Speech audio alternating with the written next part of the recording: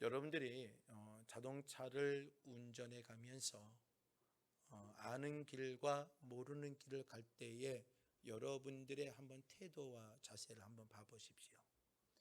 아는 길을 갈 때는 뭐 불편함이 없이, 심지어는 내비를 듣지 않고 자기가 바른 길이다 생각하면서 가는 길도 있습니다. 자신이 알고 있는 길은요, 자신이 판단해서 그냥 편안한 마음 가운데 운전을 하지요.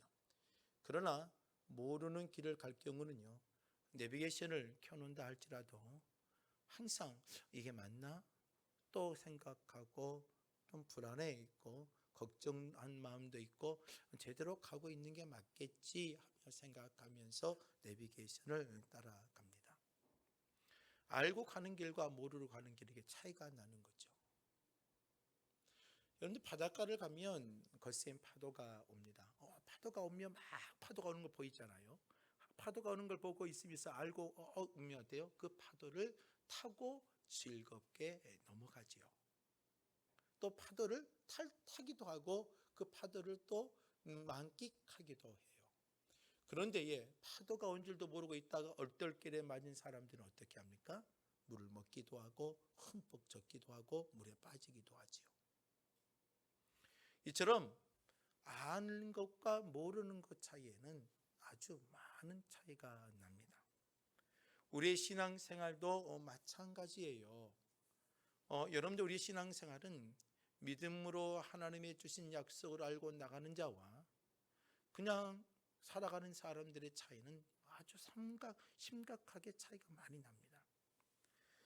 인생이라는 믿음의 열차를 타고 가면서 굽이굽이 살아가며 시험과 환난과 어려움을 당할 때에 이런 것을 예측하지 못하면 부딪힐 때마다 불안해하고 부딪힐 때마다 공포에 휩싸이고 그리고 몸부림치게 만들어냅니다. 그러나 우리가 믿음의 인생의 열차를 타고 가면서 이때쯤이면 이런 어려움이 오겠지, 또 이런 어려움도 올 거야, 이런 것을 예측하고 가면 그 부딪힐 때마다 불안, 공포가 아니라 그걸 극복해 가려고 하고 그걸 이겨내려고 하는 거죠. 오늘 그 이야기를 하려고 합니다. 약속을 믿고 나가는 사람의 믿음. 오늘 저와 여러분들이 하나님의 약속의 말씀을 믿고 나갈 때와 하나님의 약속을 품지 않을 때는 심각한 차이가 나는 겁니다. 당연할 겁니다. 저는 바울이 하나님의 말씀을 선포하는 자가 됐습니다. 인간의 생각으로는 바울이 변화될 수 있는 가능성은요 0%였을 겁니다. 사람이 생각했을 때 바울이 변화되어져서 예수의 복음을 선포한다. 데이터로 따진다 그러면 이건 불가능한 상황이었기 때문에 아마 0%였을 겁니다. 불가능하다, 가능할 수 없다, 이렇게 표현할 수 있습니다. 그런데 바울이 하나님의 은혜로 변화되어졌습니다. 이게 복음이라는 것은 엄청난 유력을 갖고 있는 거지요. 오늘 저와 여러분들이 가지고 있는 이 복음은 어떻게 보면 보잘것없는 것 같고 예수님이 이 땅에 오신 것을 믿고 예수님이 일의 죄를 짓고 있는 것들을 사하여 주신 것을 믿고 부활하실 예수님, 다시 오실 예수 그리스도, 이걸 믿는 것이 우리의 인생에 변화시킬 수 있을까? 그러나 그 복음이 사람을 변화시키고 사회를 변화시키며 환경들을 만들어 가신다는 거죠. 오늘 저와 여러분들은 이 복음을 믿고 사는 사람들이에요. 그런데 이 복음이 누굴 변화시켰느냐? 바울을 변화시켰습니다. 불가능한 일을 했다는 거예요. 여러분, 이 불가능한 일을 복음이 가능하게 하는 겁니다. 그래서 여러분들이 자꾸 어디 앞에 서야 되느냐? 복음 앞에 서야 돼요. 예수의 십자가의 의미를 생각하고 그 십자가의 은혜가 우리에게 하여 어떤 은혜를 주는지. 그래서 이 바울이 은혜를 받고 나서 1차 전도여행, 2차 전도여행, 3차 전도여행을 했잖아요. 그러면서 예루살렘을 5번이나 올라갑니다. 5번이나 올라가서 하나님의 말씀을 보고도 하고 사역 보고도 하고 그리고 복음을 선포합니다. 사도행전 23장으로 한번 가볼까요? 23장에 가서 보면은요, 사도 바울이 어땠냐면 마지막 5번째 예루살렘에 올라간 사건이 기록되어 있습니다. 그래서 하나님의 말씀을 가리켜요. 복음을 선포하고 3차 선도 여행의 보고를 합니다. 그런데 이 보고를 통해서 어떤 일이 벌어졌냐면 유대 사회가 상당한 논쟁과 싸움에 휘말리게 되고, 그리고 바울을 고소하게 되어지고, 심지어는 바울을 죽이려기까지 덤벼듭니다. 당연하지요. 사내들의 공예였고 바리새파였고 율법주의자였고 예수를 쫓아내며 예수 믿는 사람들을 망가뜨리고 교회를 무너뜨렸던 자가 도리어 교회를 세우고 있고 하나님의 성도를 하나님께 말씀을 선포하는 사람으로 바뀌었으니까 바울이 전하는 복음 자체를 거부할 수밖에 없고, 바울이 말할 때마다 상당한 불편할 수밖에 없는데, 그런 상황 가운데 바울이 복음을 선포하며 사람들이 변화되어지고 믿음의 교회 공동체들이 성장하는데 이거 가만히 놔둘 수가 없겠지요. 자, 사도행전 23장 7절에 가서 보면은요, 그 말을 한즉 바리새인과 사두개인 사이에 다툼이 생겼다라고 되어 있습니다. 자, 바울이 하나님의 복음을 전하니까 어떤 일이 벌어지냐면 먼저 사두개인들과 바리새인들이 싸움이 생겼어요. 왜냐하면 바리새인과 사두개인들은요, 신학적인 논지가 약간 차이가 있습니다. 똑같은 유대주의 분파이지만 그 안에는요, 신학적인 논리가 좀 다르다는 거예요. 신학적 사상이 좀 달라요. 사두개인들은 뭐라고 되어 있느냐, 23장 8절 말씀에 보면 사두개인은 부활도 없고 천사도 없고 영도 없다. 아무것도 안 믿어요. 그러나 바리새인은 그렇진 않아요. 다 이걸 하나님 부활도 있고 천사도 있고 영적인 은혜의 역사도 믿는 것이 바리새주의자들이에요. 그러나 사두개인들 믿지 않아요. 그런데 바울이 하나님의 말씀을 전하니까 하나님의 역사적인 사고, 하나님의 그 놀라운 은혜의 체험들을 이야기하니까 하나님의 천사가 하나님의 영적인 은혜들, 하나님의 복음의 능력들을 선포하니까 이걸 가지고 사두개인들과 바리새인들 사이에 뭐가 있어요? 다툼이 일어날 수밖에 없죠. 신학적인 사상의 논지가 다르니까 바울이 보고한 내용을 가지고 서로 자기들의 신학적인 사상을 가지고 어때요? 판단하고 정죄하는 것 아니에요. 그런데 바울을 향한 그 아주 날카로운 칼은 사두개인들이나 바리새인들이나 똑같아요. 그러나 자기들끼리는 서로 뭐가 있어요? 다툼이 벌어지죠. 9절 말씀에 23장 9절 말씀을 보면 그게 크게 떠들세 바리새인 편에서 몇 서기관이 일어나 다투고 이르되 우리가 이 사람을 보니 악한 것이 없도다. 혹 영이나 혹 천사가 그에게 말하였으면 어찌 하겠느냐 하여라고 이제 설득도 하기도 해요. 어떤 사람들은 야, 이거 하나님이 하신 일이 아니야? 우리가 좀 모르고 있는 것 아니야? 하면서 설득을 하는 사람도 있는 거죠. 그러나 10절 말씀에 보면 23장 사도행전 23장 10절 말씀에 보면 큰 분쟁이 생기기 시작합니다. 그러면서 가만히 이 상황을 보고 있으니까 상황이 심각한 거예요. 천부장 1000명의 군대를 이끌고 있는 어떤 권한을 갖고 있는 아주 놀라운 백부장보다 또 한 단계 업되어 있는 천부장이 가만히 보니까 23장 10절 말씀에 보니까 바울이 어떤 상황이 몰리게 됐냐면 이렇게 기록합니다. 천부장이 봤을 때에 바울이 그들에게 찢겨질까 하여 군인을 명하여 내려가 무리 가운데 빼앗아 가지고 영내로 들어가라 하니라. 자, 막 분위기가 거세게 일어났냐. 어떤 거세게 일어났어요? 이러다가 바울이 뭐예요? 서로 찢겨서 죽을 것 같아요. 너무 사람들이 어때요? 아주 악하게 변해고 사람을 죽일 것 같으니까.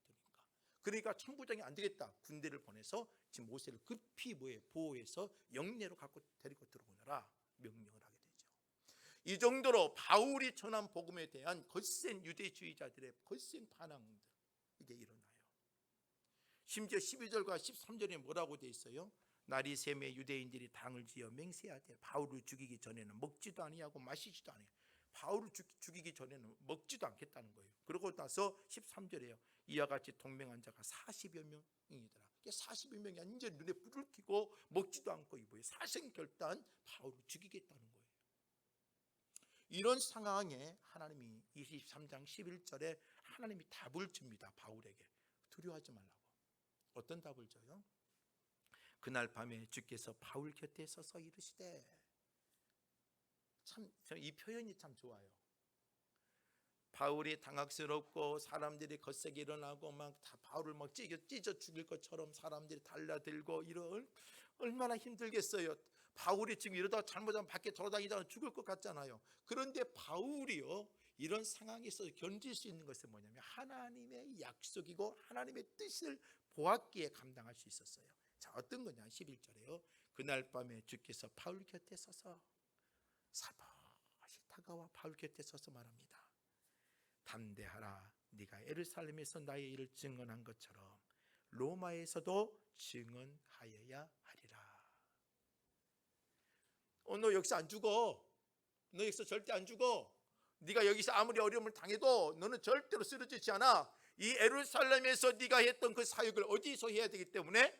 로마에 가서도 해야 되기 때문에 절대로 이곳에 쓰러지지. 오늘 저와 여러분들은 이거 분명히 아셔야 돼요. 우리는요 쉽게 쓰러지지 않아요. 우리 쉽게 무너지지 않아요.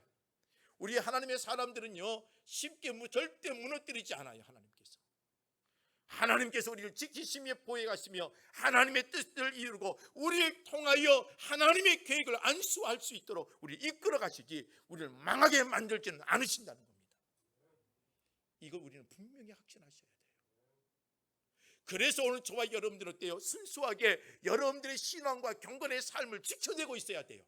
기도의 삶이 살아있어야 되고 경건의 삶이 살아있어야 되고 은혜의 삶이 살아있어야 돼요. 자포자기하고 여러분 포기하고 여러분 신앙의 영적인 삶의 자양분을 놓쳐버리면 안 되는 거예요. 아무 힘이 들어도 고통스러워도 그 자리를 지킬 줄 아는 하나님의 사람이 되셔야 되는 거예요. 바울은 그렇게 죽이려고 사람들이 막 뜯어먹으려고 해도 포기하지 않는 이유가 여기 있는 거예요. 바울아, 네 앞으로 내가 해야 될 일이 있어. 네 계획이 있어. 내 계획은 바로 이 예루살렘에 했던 것처럼 로마에 가서도 할 거야. 이 사도행전 23장부터 27장 사이에 약 5년의 시간이 흘러요. 5년의 시간이 흐르면서 어떠냐? 끊임없이 유대주의자들이 끊임없이 고소해요. 바울을 죽이기 위해서, 바울의 옥중에 넣기 위해서. 왜요? 바울이 가는 곳마다 하나님의 말씀을 전하는데 사람들이 변하고 교회가 세워지고 사람이 변하고 교회가 세워지고 끊임없이 이루어지거든요. 그러니까 바울을 죽여야 되겠잖아요. 이 유대주의자들이 너무나 곤욕스럽고 가시같은 존재가 바울이에요. 그러니까 바울을 죽이려고 이해를 써요. 근데 그게 쉽지 않아요. 왜요? 로마의 지휘권 아래 있으니까 자기들이 사람을 죽일 권한이 없어요. 그러니까 총독과 로마의 재판위에만 가서 받아요. 왜요? 바울은 무슨 시민권이 있어요? 로마의 시민권이 있기 때문에 자기들이 함부로 할 수가 없는 거예요. 그러니까 이 로마를 잡아다가 어디로 가는 거예요? 결국은 로마로 급송하게 되어집니다. 로마로 데려가서 재판을 받고 판결을 내리기 위해서 로마의 시민권을 갖고 있는 사람이기 때문에 법적 보호를 받는 거죠. 하나님이 이렇게 해서도 하나님께서 바울을 어떻게 해요? 로마로 움직이게 만듭니다. 이게 오늘 27장에 이제 바울을 데리고 로마로 가는 배편을 준비하며 가는 겁니다. 자, 로마를 잡았습니다. 백부장이 데리고 배를 태우고 갑니다. 그런데요, 참 이 시기가 바울이 말합니다. 지금 배를 띄울 때가 아니라 잠깐 있다가 가십시다. 그렇게 권면을 해요. 그런데 백부장과 선장이 이 말을 듣지 아니하고 강행하게 됐지요. 바람이 동풍이 불기 시작했고 뭔가 조금 분위기가 괜찮으니까 야 가십시다 하고 선장이 괜찮아요 하며 떠나기 시작합니다. 그런데 가서 얼마 되지 않은 뭘 만나요? 여러분들 많이 들었잖아요. 유라굴라라는 태풍을 만나게 되지요. 유라굴라 태풍. 별로 가지 않아서 태풍을 만나게 되어집니다. 그 태풍을 만나가지고 얼마나 곤욕스러운 일을 당해요. 성경의 학자들은 말하기를 유라굴라를 만나서 하루 이틀 태풍을 만나서 힘들어지느냐? 아니에요. 성경학자들이 봤을 때 이 유라굴라를 만나서 태풍을 며칠 동안 힘들어하느냐? 14일 동안 곤욕스러운 사투를 벌려요. 자, 겨울에는요 이 지중해 연안에 무슨 일이 있냐? 북동풍이 불면서 갑자기 태풍급처럼 갑자기 바람이 크게 분다는 거예요. 그래서 그 14일여 기간 동안에 태풍을 맞이하며 사투를 벌여요. 이게 더 이상 못 견딜 것 같아요. 배에 있는 물건을 던져내고 276명의 선원과 276명의 안에 군사들이 그 안에서 백부장과 그리고 선장과 선원들이 함께 협력하여서 어떻게 막 사투를 벌이고 죽을 것처럼 배가 땀 팔고 파손할 것 같고 이럴 수밖에 없고 저럴 수밖에 없는 그런 앞으로 갈 수도 없고 뒤로 갈 수도 없고 도저히 할 수 없는 상황이 벌어져 있어요. 그때에 바울이 오늘 본문의 22절 말씀을 그 선원들을 향하여서 276명을 향해서 당당히 말을 해요. 참 이게 멋있어요. 제수로 갔지만 포로로 갔지만 그 276명 앞에서 바로 당당히 무슨 말을 하냐? 22절 보면 내가 너희를 권하노니 이제는 안심하라. 지금 안심할 상황이 아니잖아요. 276명이 어떻게 해서도 이 배를 지키기가 힘든데 이 배가 견뎌내기가 힘든데 그런데 바울이 뭐라고 그래? 너희 안심해, 걱정하지 마. 그러면서 뭐라고 표현을 하냐? 너희 중 아무도 생명에는 손상이 없겠고 오직 100분이더라. 이게 사람의 270명의 생명은 그대로 안정이 되어지고 배가 좀 훼손되어질 것이다 말을 합니다. 이게 뭐 당당하게 말을 해요. 이런 말을 할 수 있겠어요? 그러면서 23절에 뭐라고 말해요? 내가 속한 바 곧 내가 섬기는 하나님의 사자가 어젯밤에 내 곁에 서서 말하되. 자, 하나님의 사람은 그래서 하나님의 음성을 듣고 살아야 돼요. 하나님의 음성을 듣고 하나님의 주신 메시지를 듣고 확신을 갖고 살아야 돼요. 하나님의 사람들이 그래서 깨어 있어야 되고, 여러분들 어때요? 경건의 삶을 끊임없이 살아야 되고, 그리고 여러분들 매번 예배를 통하여 하나님의 세미한 음성을 들을 줄 알아야 돼요. 바울은 그 하나님의 음성을 들었어요. 어젯밤에 하나님의 사자가 나에게 들려준 메시지가 있는데 그걸 전달하죠. 어떤 말을 했느냐? 24절, 바울아 두려워하지 말라. 네가 가이사 앞에 서야 하겠고 또 하나님께서 너와 함께 항해하는 자를 다 내게 주셨다 하였으니 그러므로 여러분이 안심하라. 나는 내게 말씀하신 그대로 되리라 하신 하나님을 뭐하노라? 믿노라. 부흥회 있어요. 부흥회. 14일 동안에 276명이 사투를 벌리며 배가 훼손되고 다음 배가 막 무너지고 막 힘들고 어렵고 물건도 다 던져내어버리고 그들이 목숨을 이태로 가운데 있는데, 그때에 그 상황 속에 바울이 뭐예요? 두려워하지 마세요, 안심하지 마세요, 하나님께서 나에게 이런 음성을 들려주셨는데 276명 절대로 생명의 위협을 느끼지 않을 거고 안전할 겁니다. 배는 좀 훼손됐지만 당당히 말을 해요. 그러나 이 말을 하는 사람 내가 아니라 어제 하나님이 나에게 주신 메시지예요. 나는 그 하나님을 뭐하노라? 믿습니다. 여러분, 이 신앙을 갖고 있어야 되는 겁니다. 오늘 우리 인생은요, 사는 것은 또 한 가지입니다. 모든 사람은 다 삶을 다 똑같이 출발하잖아요. 여러분 어떤 환경이 약간이면 출발점 선이 다르지만 다 출발점은 다 출발하여 인생을 살아가요. 인생을 살아가는 데에 우리 인생을 살아가면서 여러분들 신앙의 하나님의 은혜의 확신을 가지고 하나님이 인도해 주실 거고 우리의 기도에 응답해 주실 거고 우리를 하나님께서 선한 길로 합력하여 선을 이룬 것을 알고 출발하는 것과 믿음이 없어서 그냥 대충 출발하는 것과 완전히 여러분들 달려가는 길이 다르다는 거예요. 여러분들이 믿음의 확신을 갖고 하나님의 꿈을 갖고 나에게 주신 계획을 알고 달려가는 사람들에게는요, 어떠한 태풍이나 어떠한 이와 같은 어려움 속에 있어도 절대로 무너지지 아니하고 소심해지지 아니하고 당당하게 그걸 견뎌내고 그 파도를 탈 줄 알고 그 태풍을 이길 줄 아는 자가 될 수가 있는 것입니다. 하나님의 계획을 알아요. 이게 바울에게 하나님이 뭐랬냐? 사도행전 23장 11절에도 말했고 오늘 27장 22절 23절 24절에서도 그 태풍 속에 있으면서도 하나님이 어때요? 바울에게 다가와 너 여기서 죽지 않아. 네가 해야 될 일은 가이사랴 앞에 가야 돼. 로마의 앞에 가서 복음을 선포해야 돼. 네 사명이고 내가 너를 통하여 이루실 계획이야. 이걸 하나님의 그 계획을 보여줬을 때에 이 바울은 당당해질 수가 있고 담대해질 수가 있고 바로 하나님의 은혜와 평안을 누리며 살아갈 수 있는 사역자의 삶을 지켜낼 수가 있는 겁니다. 디모데후서 4장 17절 가서 보면은요, 자, 바울이 디모데후서는요 마지막 서신이에요. 바울이 디모데에게 자신의 아들 같은 사역자에게 목회적 서신을 그에게 주는 데에 그 디모데후서 4장 17절에 뭐라고 말했느냐? 자, 주께서 내 곁에 서서 나에게 힘을 주시면, 또 곁에라는 말을 쓰죠. 여기서 주님은 내 곁에 서서. 사랑하는 성도 여러분, 주님은요 여러분들 곁에 계십니다. 믿으시죠? 힘들고 어려울 때에 주님은 다가오세요. 사람은 떠나도 하나님은 다가오신단 말이에요. 주님은 내 곁에서, 바울은 디모데에게 말합니다. 주님은 내 곁에 서서 나에게 힘을 줬는데, 그러면서 17절 이렇게 기록합니다. 나로 말미암아 선포된 말씀이 온전히 전파되어 모든 이방인에게 듣게 하려 하심이니. 왜 주님이 내 곁에 있는지 아니? 디모데야 한번 봐라. 주님은 나에게 사명을 줬는데 이방인들의 복음을 들어야 되고 이방인들이 복음을 듣고 그들이 자생해야 되고 이방인들이 하나님의 말씀을 가지고 나가야 되는데 그 사역을 하기 위해서 나를 불렀고 나를 이방인의 사도로 세워주셨는데 내가 무너지면 안 되잖아. 그 뜻을 안수하기 전까지는 절대로 무너지지 않는데 어떻게 나를 지켜주셨느냐? 디모데후서 4장 17절 마지막 끝에 이렇게 표현합니다. 내가 사자의 입에서 건짐을 받았느니라. 주님이 곁에 서서 하나님의 사역을 감당하는 데에 나를 방해하는 사람들은 사자의 입 같다고 표현했어요. 근데 그 사자의 입에서 나를 건져주셨다는 거예요. 이게 하나님의 은혜 아니에요? 하나님의 계획을 알고 하나님의 뜻을 알고 하나님의 목적을 알고 우리를 통하여 하나님이 이루실 신앙의 놀라운 계획을 알고 나간다면 우리들의 삶에는요 절대로 무너지지 아니하고 어떠한 사자의 입같이 여러분들을 흔들어 놓고 여러분들을 무너뜨리려고 한다 하더라도 그 사자의 입을 막으시는 분은 여호와 하나님이신 것을 기억하시길 바랍니다. 다니엘이요 어땠습니까? 사자의 굴 속에 굶주린 사자의 입을 틀어 막으시며 그 사자의 굴 속에도 하나님이 지키시잖아요.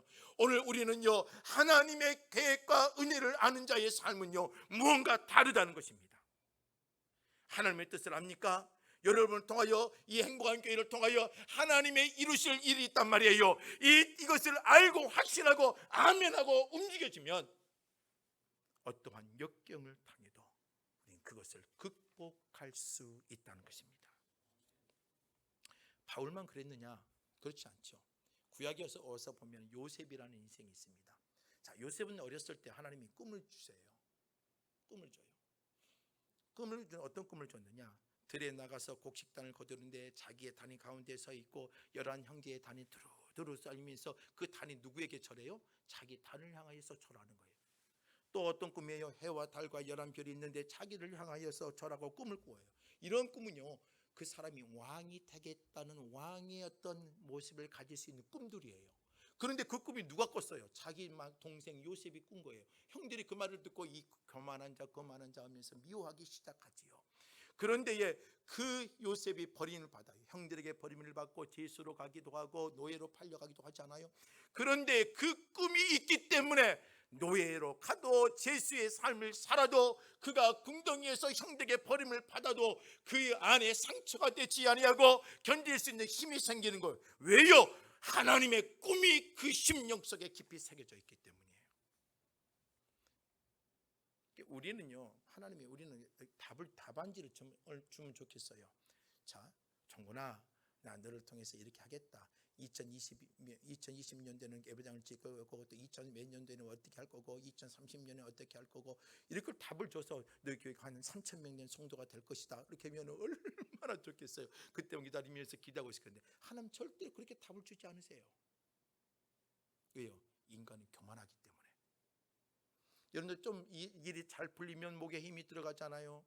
여러분 뭔가 손에 잡힌 것이 많으면 그걸 막 자랑하려고 하잖아요. 주님은 그렇게 꿈을 주시지 않으세요. 주님은 우리에게 어때요? 너를 통하여 이루실 일을 정확하게 제시하지 않지만 주님께서는 그 일을 이루겠다는 어떠한 하나님의 확신한 사인을 우리에게 수없이 주고 있다는 거예요. 이사야서 55장 9절 말씀을 보면 하늘이 땅보다 높다, 이 말이 맞아요? 틀려요? 맞지요? 당연히 하늘이 높잖아요, 땅보다. 그래서 성경에 그 이야기를 했어요. 55장 9절에요.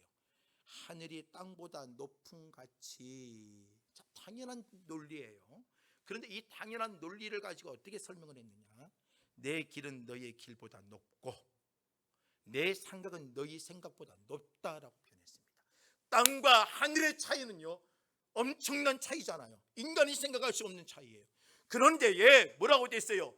네 생각과 내 생각의 차이가 그렇다. 내 길과 네 길이 그렇다는 거예요. 하늘과 땅과처럼 차이가 나는 거예요. 오늘 우리는 하나님의 계획을 알 수 없습니다. 하나님의 뜻을 알 수 없습니다. 그러나 하나님은 우리에게 뭐예요? 주님의 구원의 계획을 이게 있겠다는 것을 하나님께서 우리에게 보여주세요. 그런데 그 방법은 우리는 몰라요. 상당한 차이가 나기 때문에. 그런데 주님은요 그 차이를 알 수 있게끔 우리에게 마음의 믿음을 주시고 하나님의 꿈을 내어주시고 하나님의 말씀을 갖고 가게 하는 거예요. 오늘 저와 여러분들 이 땅에 살아갈 때 중요한 게 뭐냐면 여러분들 안에 믿음의 꿈과 비전이요 하나님의 계획과 하나님의 지혜를 소유하는 겁니다. 그럴 때에 우리 앞에 있는 상당한 많은 어려움을 이겨낼 수가 있다는 거죠. 그래서 바울은요 고린도후서 4장 8절에 아주 귀한 말씀을 해요. 우리가 사방으로 우겨싸움을 당하여도 그 다음에 뭐라고 돼 있어요? 쌓이지 아니하며, 또 답답한 일을 당하여도 뭐하지 않는다고요? 낙심하지 아니하며, 박해를 받아도 버림받지 아니하며, 거꾸림을 당하여도 망하지 아니하는 게 누구냐? 하나님의 꿈을 소유하는 사람이고 하나님의 계획을 하는 사람들이에요. 오늘 저와 여러분들은 하나님의 계획을 하고 있는 자들이잖아요. 하나님의 구원의 계획 가운데에 우리를 통하여 하나님의 일을 하는 사람들이잖아요. 우리는 거꾸름 당하지도 않아요. 망하지도 않아요. 낙심을 주지도 않아요. 저는 임금님기는 당나귀기라는 말이 옛날에 우리 이솝우화 같은 거 있잖아요. 그게 뭐 그냥 넘어갔어요. 그런데 그 이솝우화가 참 대단한 이야기다 생각을 합니다. 그 이야기가 왜요? 제가 목회를 하다 보니까 한 10년 정도 목회를 이곳에서 하다 보니까 임금님기는 당나귀기, 그 마음을 이해를 하겠더라고요. 만약에 인간적으로 생각한다면 화병으로 쓰러져도 이미 쓰러졌을 것 같아요. 목사가 싸울 수가 있나요? 가가지고 계급장 띄고 니 죽고 나 죽고 하자고 할 수도 있나요? 그럴 수도 없고 저럴 수도 없고. 또 목사가 싸워서 이겼다 그러면 이제 여러분들요, 목사가 싸워서 이겼다면 승리의 쾌거를 부를 수 있느냐? 그것도 못 돼요. 목사가 돼갖고 송도 이겨먹는다고 말도 못해요. 가슴속에 품고 사는 거예요. 그러니까 임금님기는 당나귀에게 산속에 올라가서 임금님기는 당나귀에게 이 마음을 이해를 하겠더라고요. 그런데요, 우리 그리스도인들은 화병 안 나게 만들어요. 하나님이. 왜요? 세상적으로 판단하면 화병 나서 죽을 것 같고 화병 나서 쓰러질 것 같아도 주님은 우리에게 뭘 주셨어요? 하나님의 꿈을 심어줬고 하나님의 지혜를 주셨고 하나님의 나를 통해 이루실 계획을 주셨단 말이에요. 그게 있기 때문에 우리가 견뎌내고 살아가는 거예요. 어둠 속에 그 하나님의 계획이 안 보였다 그러면 살 수 없어요. 실험을 했어요. 조그마한 공간에 빛이 하나도 들어오지 않는 상자 속에 쥐 한 마리를 넣었어요. 쥐를. 그랬더니 이 쥐가 어떻게 됐을까요? 3시간 만에 죽어버립니다. 3시간 만에. 왜요? 나는 이 쥐도 뭐예요? 절망에 쌓이기 때문에 죽는 거란 말이에요. 그런데요, 그 상자에 모습구멍을 하나 딱 뚫어놨어요. 아주 좁은 공간 속에. 그리고 암흑처럼 만들었지만 그곳에 아주 목구멍을 하나 딱 뚫어놨더니 빛이 살짝 들어오잖아요. 그런데 그 쥐는 얼마큼 살았게요? 36시간을 살았습니다.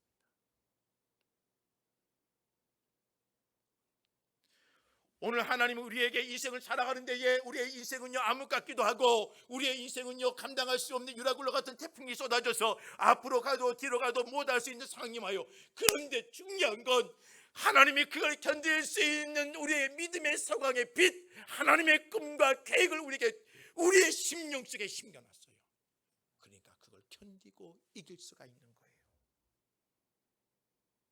그게 없다면 못 견뎌냅니다. 바울과 요셉 하나님의 꿈을 주셨지요. 오늘 그 꿈이 어떻게 보면 암흑 같은 세상 가운데에 빛이 들어올 수 있는 구멍과 같은 곳이에요. 오늘 저와 여러분들에게도 하나님의 주신 게 뭐예요? 이 하나님의 기이한 하나님의 믿음의 구멍을 여시고 그곳에 하나님의 빛을 넣어주시며 우리에게 하나님의 지혜와 하나님의 뜻과 하나님의 꿈을 심겨줬어요. 그게 있기 때문에 여러분이 울어도 견딜 수가 있고 고통스러워도 견딜 수가 있고 주저앉아도 또 일어설 수 있는 게 바로 이 하나님의 향한 우리를 믿는 마음속에 믿음을 주셨고 그 안에 꿈을 주시고 계획을 주신 거예요. 오늘 저와 여러분들 이 자리에 앉으신 믿음의 성도들, 여러분 하나님의 계획이 존재합니다. 여러분을 통해서 하나님이 하실 일이 존재합니다. 하나님 이 교회를 통하여 하나님의 계획하는 의도가 있습니다. 이걸 확신하고 나간다면 절대로 우리에게는 절망과 낙심이 다가오는 게 아니라 우리에게 희망과 소망의 모습들로 전진할 수 있게끔 움직여 가신다는 것입니다. 그래서 다윗은요 이걸 이렇게 표현했어요. 23편 4절, 시편 23편 4절에 내가 사망의 음침한 골짜기로 다닐지라도. 자, 우리의 인생은요 참 이게 다윗이 잘 표현했어요. 우리의 인생은 사망의 음침한 골짜기에 가는 것 같아요. 사망의 음침한 골짜기로 다닐지라도 뭐 한다고요? 해를 두려워하지 않을 것은. 해를 두려워하지 않는데요. 고통과 어려움과 어떤 상당한 어떤 쓰나미 같은 그런 것들 두려워하지 않아요. 왜요? 주께서 나와 함께 하시고 주의 지팡이와 막대기가 나를 안위하여 주신다. 이게 있기 때문에 가능한 겁니다. 이게 하나님이 주신 우리에게 은혜예요. 이 은혜를 알고 살아가는 인생이 되시길 주의 이름으로 부탁을 드립니다. 사망의 음침한 골짜기, 가정의 어떤 어려움, 여러분들 경제의 어려움, 여러분 자녀들의 살선에 이런 사망의 음침한 골짜기, 자기의 여러 가지 환경을 통해서 눈앞이 캄캄할 수 있는 어떤 사망의 골짜기, 걱정하지 마세요. 이런 골짜기 속에서도 하나님의 은혜의 모습을 기억하고 나가십시오. 그렇다면 그 파도를 탈 줄 알고 그 태풍을 이겨낼 수 있는 믿음의 모습을 가질 수가 있습니다. 이스라엘이 블레셋과 싸울 때도요, 골리앗 앞에서 어찌할 줄 모를 때 17살 먹은 다윗은 어때요? 너는 당과 탄창으로 나왔지만 나는 여호와의 이름, 너희 만군의 여호와의 이름으로 네 앞에 서느라. 다윗에 대한 꿈이에요. 다윗에게 하나님의 기름을 부었고 하나님께서 은혜를 줬고 그에게 지혜를 주셨고 하나님의 계획을 주셨잖아요. 그는 값없이 필요 없어요. 그들은 군사적 기술이 아니에요. 믿음을 가지고 나갈 때에 그 앞에 골리앗이 무너지는 거예요. 전 여러분이 그 믿음의 하나님의 계획을 알고 사는 자가 되시길 주의 이름으로 부탁을 드립니다. 여호수아가 모세를 이어서 하나님의 이스라엘의 지도자가 됐어요. 저도요 10년 전에 2월 1일 새벽부터 사역을 시작했어요. 두렵지요. 내가 과연 할 수 있을까? 감당할 수 있을까? 내가 담임 목사로서 내가 할 수 있을까? 참 걱정을 많이 했습니다. 한 주 한 주가 두렵기도 하고 힘들었습니다. 여호수아 생각해 보세요. 250만 명의 백성들 이끌고 모세와 같이 내가 할 수 있을까? 그런데 주님은요 여호수아서 1장 9절에 하나님의 꿈을 심어줘요. 누구에게요? 여호수아에게.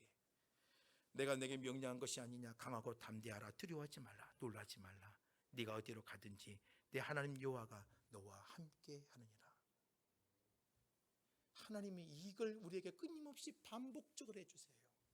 나 너와 함께 할 테니까 두려워하지 말아라. 염려하지 말아라. 안심하라. 그리고 너를 통하여 하나님의 그 모세가 해야 될 일 사역들을 완수하게끔 하나님이 이끌어 가시겠다고 약속을 해줘요. 이 은혜를 알고 나갈 때에 여호수아는 영적인 리더십을 발휘할 수가 있는 겁니다. 또 시편 40편 2절 말씀에 보면은요, 내가 기가 막히는 웅덩이와 수렁에 있다 할지라도 끌어올리시고 내 발을 반석 위에 두사 내 걸음을 견고하게 하셨느니라. 이게 하나님의 은혜예요. 여러분들 수렁에 빠졌나요? 여러분들 감당할 수 없는 웅덩이에 있어요? 걱정하지 마세요. 끌어올리시는 분이 따로 있어요. 누구예요? 여호와 하나님이세요. 그리고 그 끌어올려서 우리를 어때요? 우리의 걸음을 견고하게 단단하게 만들어 놓으신다는 거예요.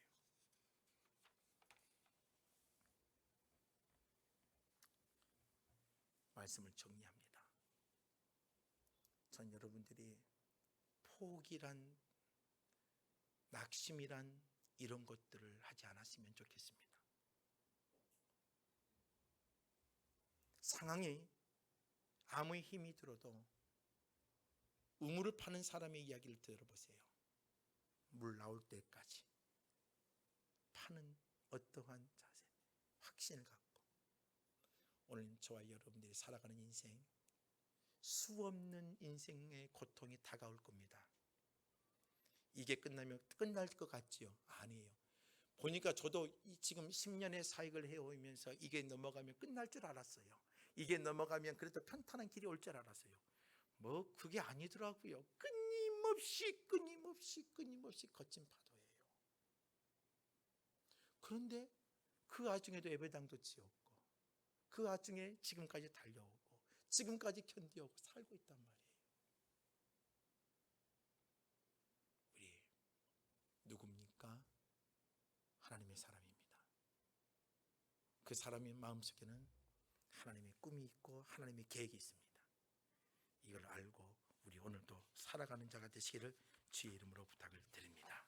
이 말씀을 생각하시면서 함께 찬양하기를 원합니다. 은혜 아니면 살아갈 수가 없어. 또 호흡마저도 다 주의 것입니다.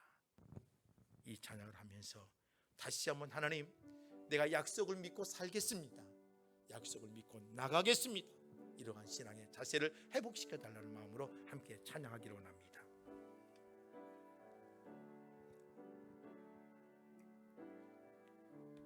은혜 아니면 살아갈 수가 없네. 호흡마저도 다 주의 것이니 세상 평안과 위로 내게 없어도 예수, 오직 예수뿐이네.